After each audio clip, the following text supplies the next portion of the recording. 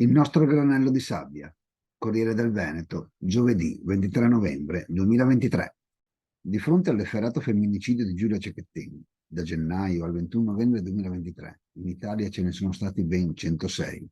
Ci sono state sia l'indignazione corale e le manifestazioni popolari, sia le commemorazioni nelle scuole superiori della regione, con la massiccia partecipazione della generazione adolescenze e nella prima giovinezza.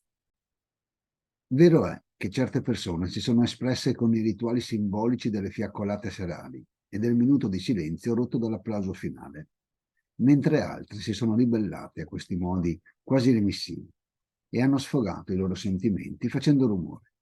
Ma queste diversità sono lo specchio delle differenze generazionali, contribuiscono a creare nuove identità collettive e hanno mantenuto toni composti.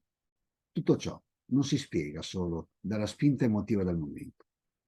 In quello che si sta verificando ci sono tutte le premesse per promuovere percorsi di cambiamento nella cultura e nei comportamenti idonei a condurci verso una società inclusiva, equilibrata, giusta e nella quale non ci siano differenze di genere, ma anche di etnia, di fede, di orientamento, che possono alimentare violenze fisiche e psicologiche.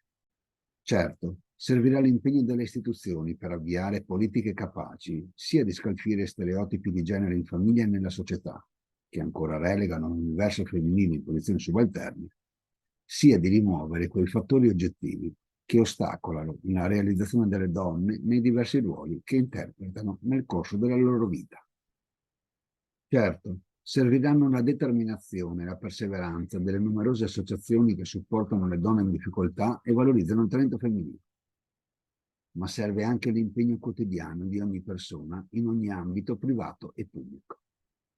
Per arrivare a un cambiamento che pervade la società, dobbiamo seguire le indicazioni di Emma, la sorella di Giulia Cecchettin.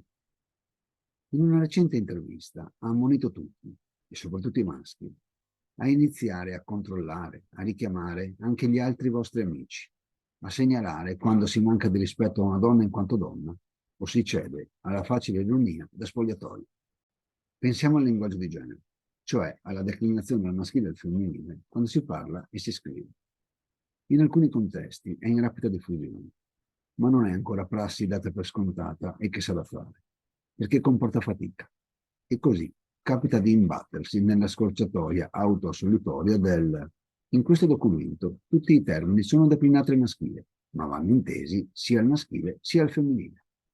Di fronte a questi episodi, il rumore, cioè la ferma posizione, deve scalzare il silenzio. Pensiamo alla miriade di sketch comici e di volgari ironie, basate su stereotipi di genere e a sfondo sessista.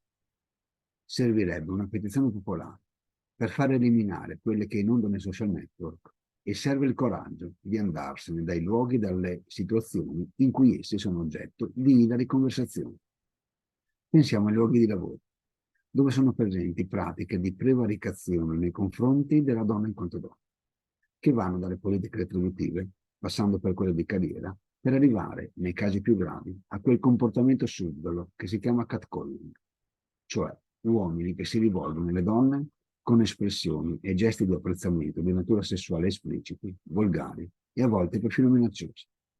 Anche in tali frangenti serve la determinazione nel controllare, richiamare e segnalare. Si potrebbe pensare che gli esempi citati siano semplici, marginali e che c'entrino poco con la violenza di genere. In buona sostanza, che sia una riflessione inutile. In realtà non è così.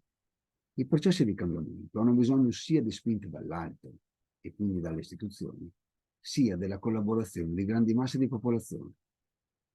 E per ottenere questa servono azioni semplici, marginali e quindi accessibili da tutti, fino a diventare cultura diffusa e interiorizzata.